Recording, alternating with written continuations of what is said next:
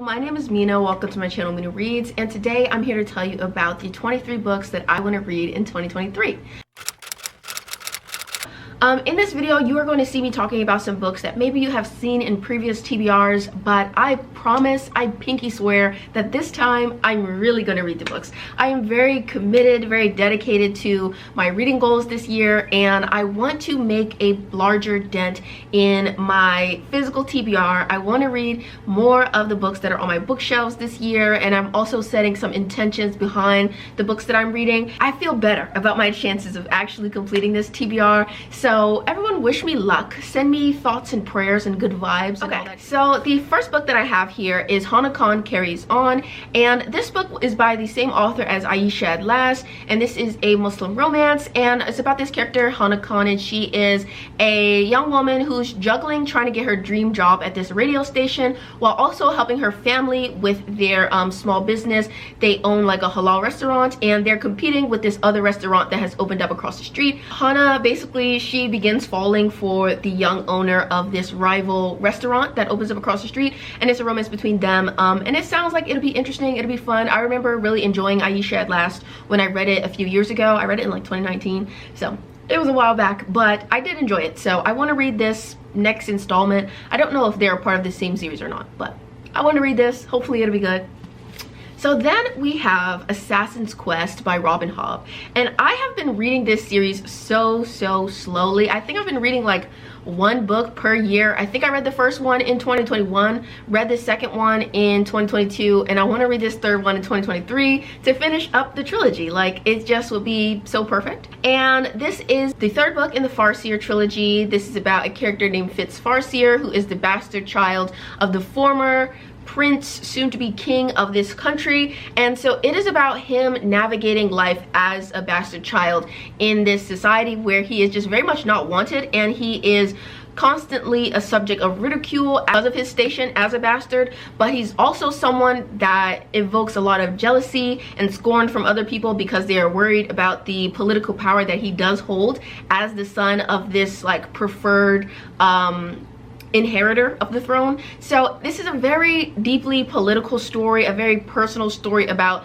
Fitz and his experience growing up in these like incredibly strange and uncomfortable circumstances, and it's just a really slow read. It's very introspective kind of story, and I did really enjoy the second book. The first book was all right. Second book, really enjoyed it, but some stuff happens at the end of the second book that honestly filled me with so much anxiety and upset that it has scared me for so long out of reading this final book. But I just need to do it. I just need to bite the bullet and finish, because I want to see where Fitz is going to end up at the end of this series. Next we have Empire of Wild by Cherie Demeline, and this book is an like indigenous paranormal mystery horror story. This basically is based around the indigenous mythology of the Rougarou, which is like a werewolf type creature, and essentially it's about this character named Joan, and this preacher comes into town, and his name is like Reverend Eugene Wolfe, and she thinks that he has some nefarious intentions,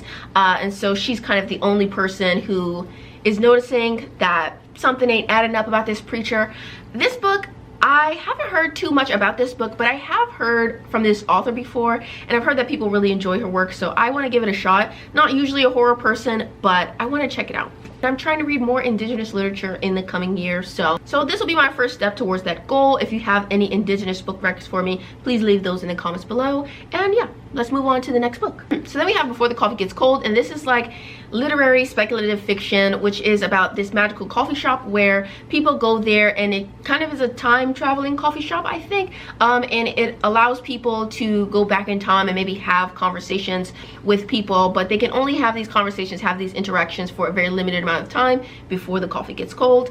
And it seems like it'll be a really interesting read, but also a very emotional one, because everyone that I know that has read this seems to love it and feel like it was such an emotionally moving experience. So I want to have experiences like that. I love a good emotional read, so let's see if it makes me cry. Then we have The Stone Sky by N.K. Jemisin. I have been meaning to finish the Broken Earth trilogy for so long, but I don't know. I just have not gone back to it, and I need to do it. I just want to finish it out. I think that I will feel so accomplished once I finally finish this series, so I just need to do it. The Broken Earth trilogy is this dystopian.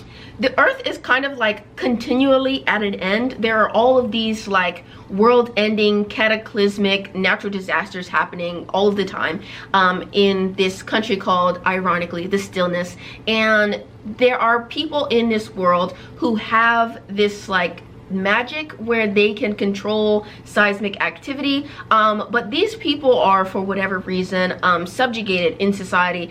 And so we're following a main character, Esun, who is one of these people. This is the third book in that series, and I really just need to finish it up. It was a good series. There's really no real reason for me to have not finished it, so I need to finish it.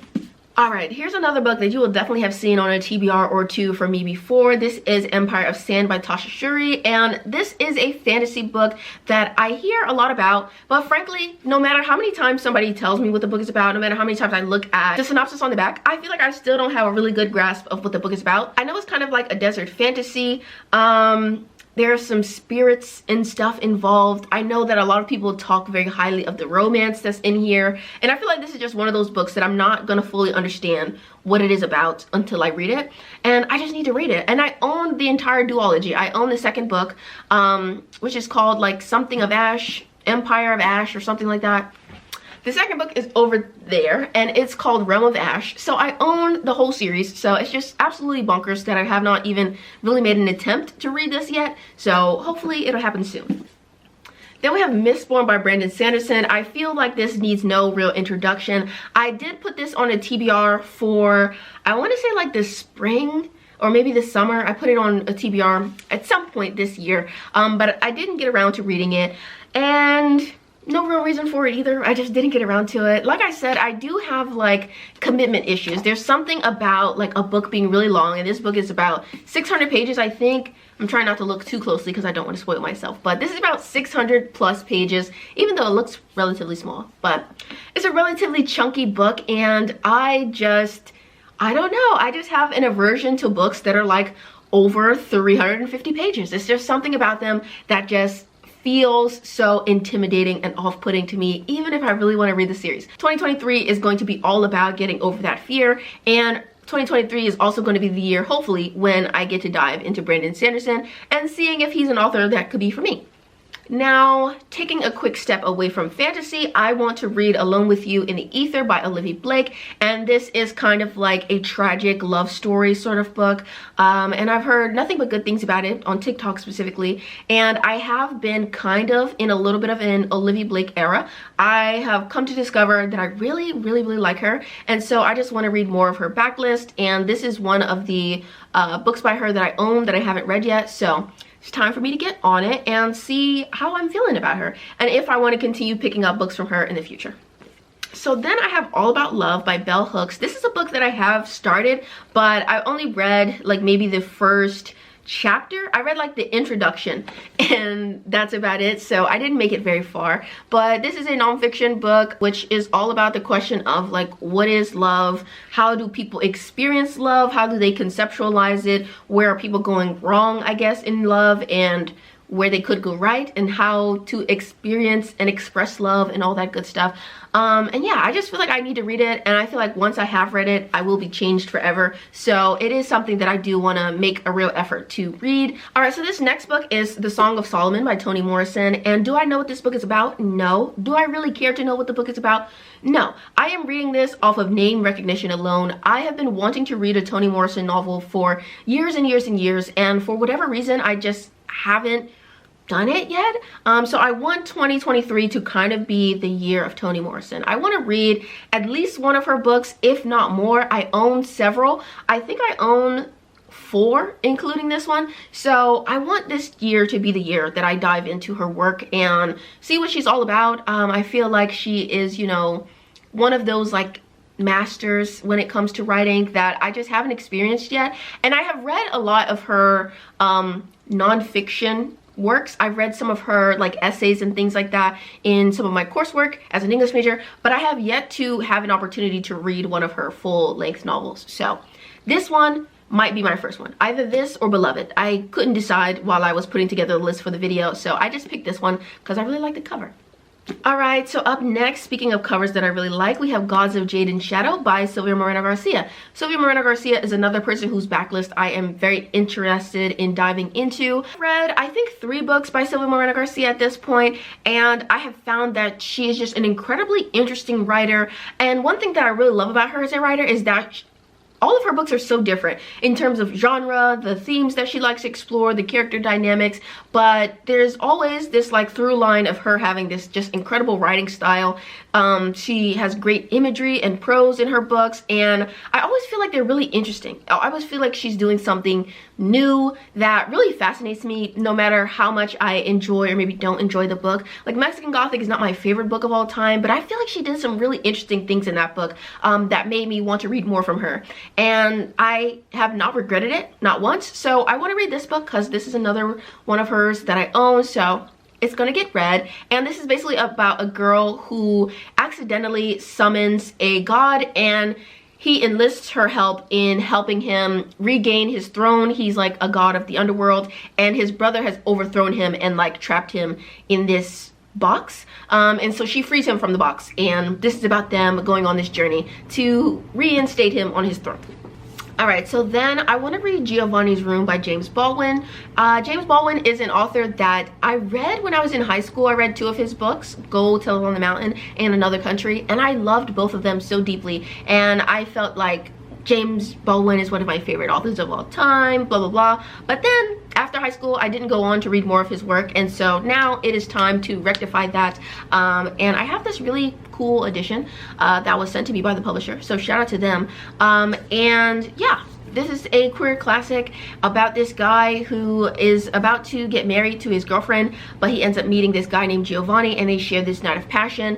And I don't know where the story ends up from there because I have luckily not yet been spoiled for it. But yeah, I'm gonna read this. It's a pretty short book. I think it'll pack an emotional punch, and I can't wait to read it. So then we have The Blood Trials by N.E. Davenport. This is an adult or like new adult fantasy, and I just want to read it because badass black woman fantasy protagonist is just everything that I want and need in fantasy. So I need to check this out because I do have some other fantasy on this TBR, but not a lot of them are black fantasy. So gonna be checking this one out. Do I really know what the book is all about? No, I don't. I have seen some very interesting, somewhat steamy fan art for this book, which was fascinating. I didn't know it was that kind of book. So I am down to clown, and I want to see what's going on in between these pages. So yeah, it's on the list.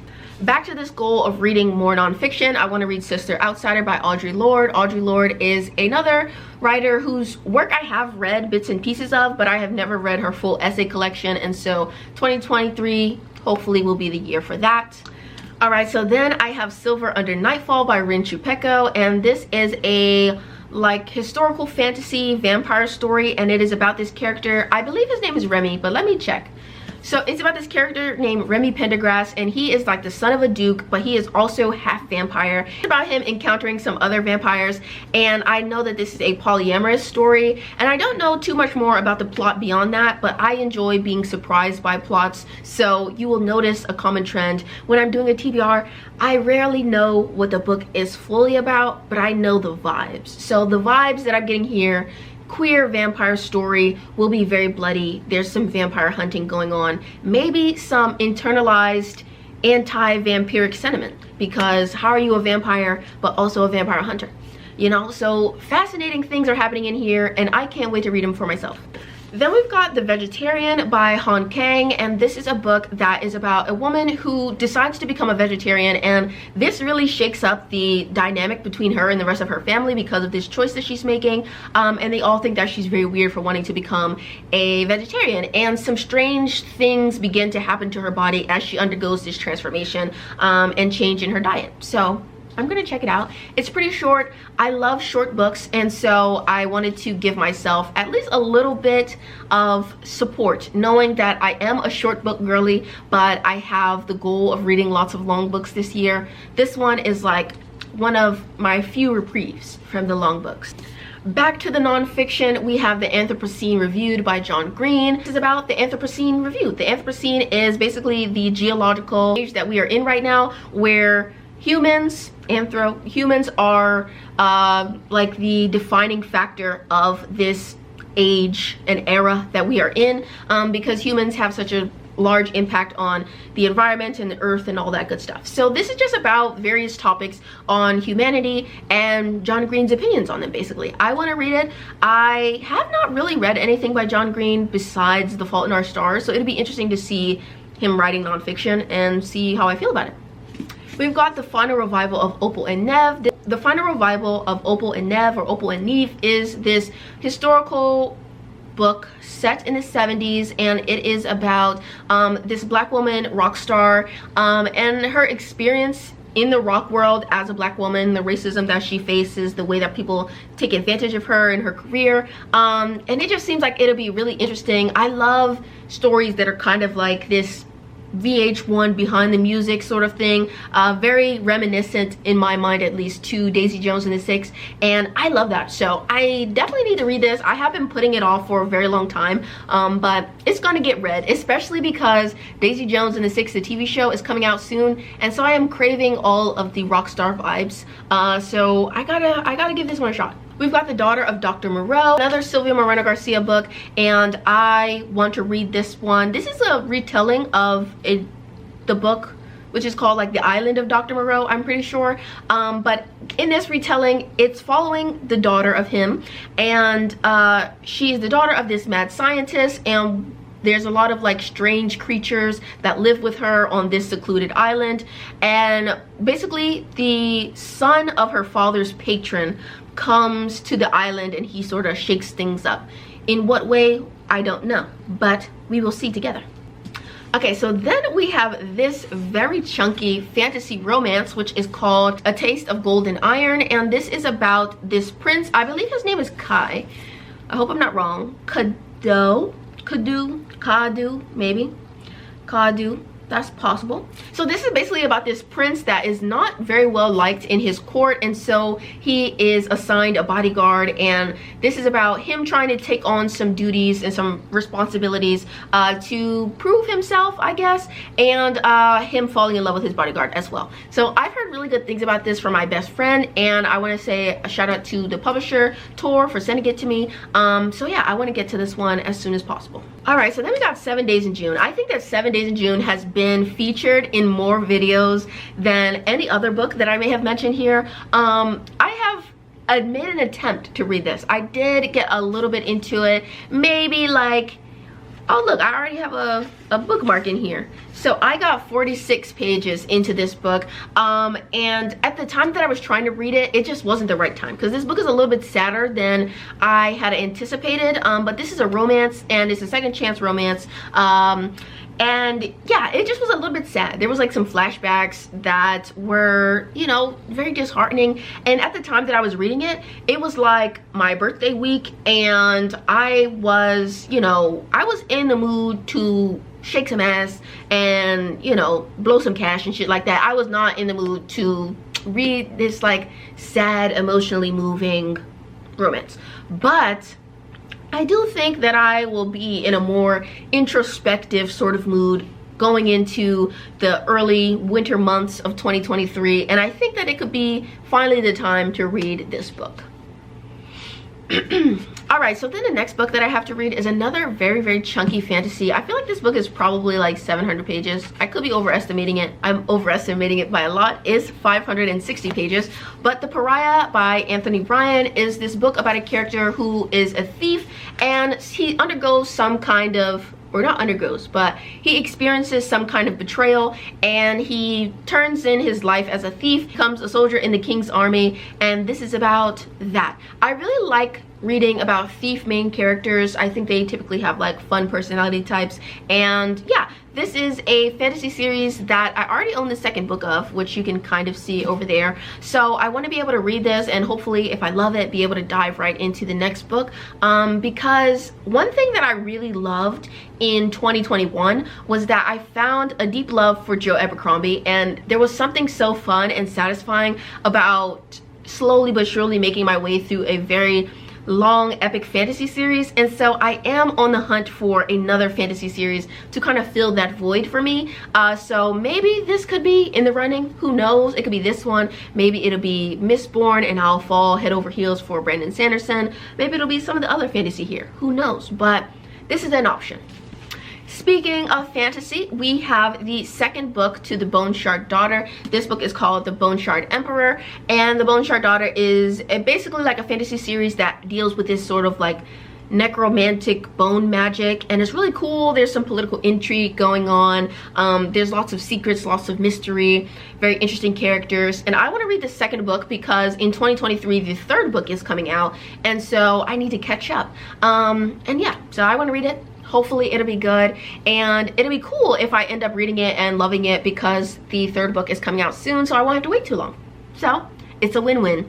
And the final book that I have to tell you about is Babel by R.F. Kuang, one of the most hyped books of 2022, and this is a dark academia, like historical fantasy, and I don't know too much more about it other than those vibes, and I know that it's a very like scathing look at academia and the racism that exists within academic institutions. I've personally heard nothing but really good things about this, so hopefully I'm gonna love it. I have had a really good experience with R.F. Kuang reading the Poppy War series. I think that this would be a really good book, and I am almost 100% sure that it's a standalone, but if I'm wrong, do let me know in the comments. And so I feel like it's kind of hard to fuck up a standalone, so I can't wait to read it. So these are all the books stacked up. The stack is actually pretty large enough that it can't fully fit in the frame.